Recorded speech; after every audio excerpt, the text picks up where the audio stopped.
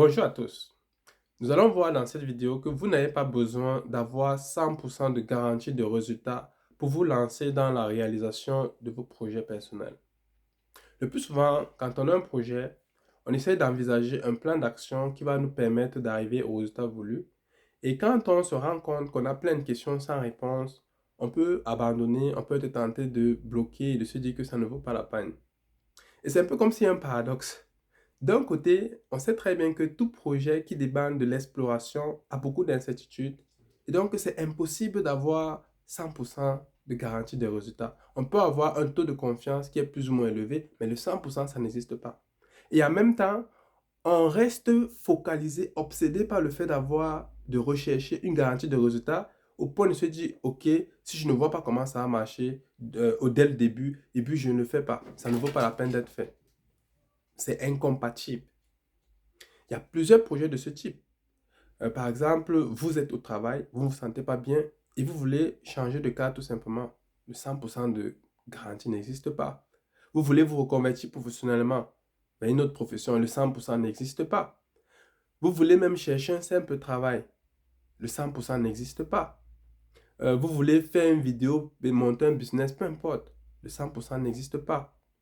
Vous voulez vous lancer dans la bourse, acheter un appartement, peu importe les projets dans lesquels vous vous lancez, il y a toujours une partie d'exploration et donc une partie d'incertitude qui est floue, qui fait que vous n'aurez pas le 100% de résultat. Maintenant, est-ce que ça veut dire pour autant qu'il ne faut pas, il faut abandonner ou se bloquer? Non. Ce qui compte réellement, ce n'est pas d'attendre le 100% de résultat avant de se lancer, c'est d'être capable de progresser sous le radar de la peur jusqu'à arriver au moment où on voit comment les fenêtres d'opportunité se connectent naturellement pour obtenir notre résultat voulu. Pour rappel, par expérience, il y a généralement deux seuils de peur. Il y a un seuil minimum que je vais appeler seuil minimum qui va vous permettre de percevoir la peur. C'est-à-dire, vous avez un objectif et tout de suite, vous avez une peur qui émerge. Il y a un seuil maximum ou bien un seuil supérieur qui va générer un niveau de peur élevé, mais qui va vous paralyser. Donc, le challenge est que le seuil minimum, lui, il ne nous paralyse pas, mais on a quand même conscience qu'il y a la peur. Alors que le seuil supérieur, il nous paralyse parce qu'il inhibe toutes les autres capacités, au point même qu'on ignore souvent qu'il y a des choses à portée de nous qu'on peut déjà faire. Donc, le vrai challenge, quand on se lance dans un projet où il y a de l'exploration, où il y a de l'incertitude, c'est d'être capable de naviguer dans l'inconnu en se maintenant toujours sous le seuil de peur supérieur qui paralyse. Tant qu'on est sur ce seuil en dessous de ce seuil de peur, on peut avancer, pas sereinement, mais on peut avancer.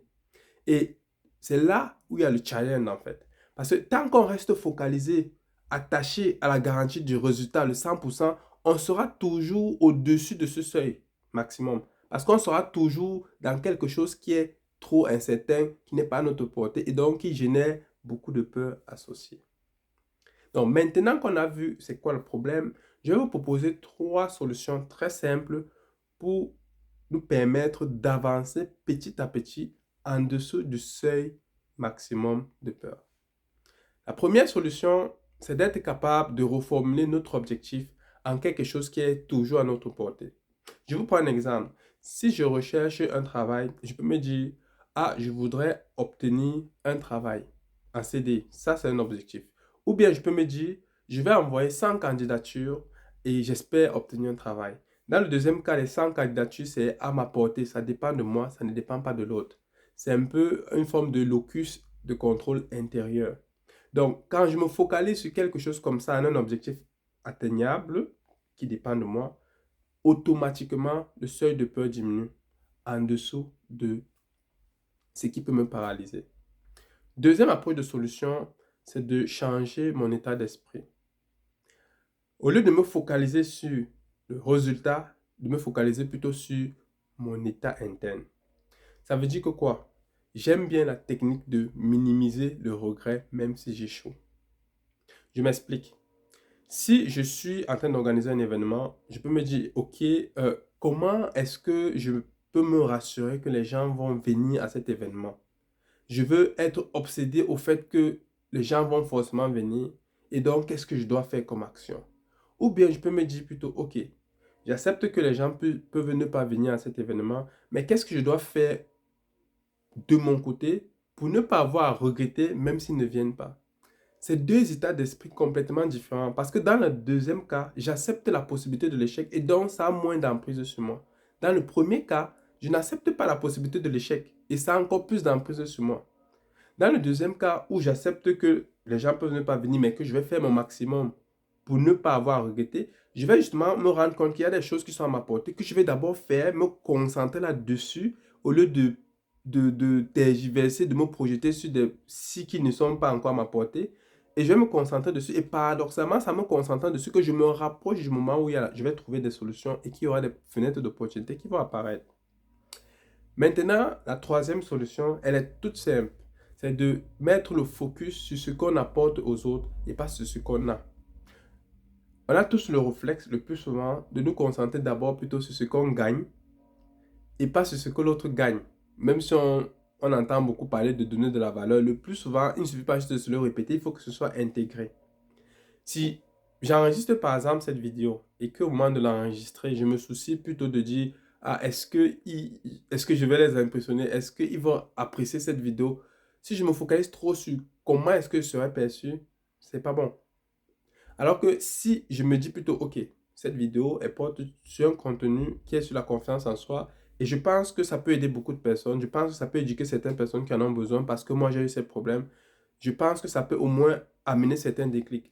Et le simple fait de me focaliser sur la valeur que ça ajoute à l'autre, ça réduit toutes les peurs parce que le plus souvent, les peurs sont liées à nous en fait.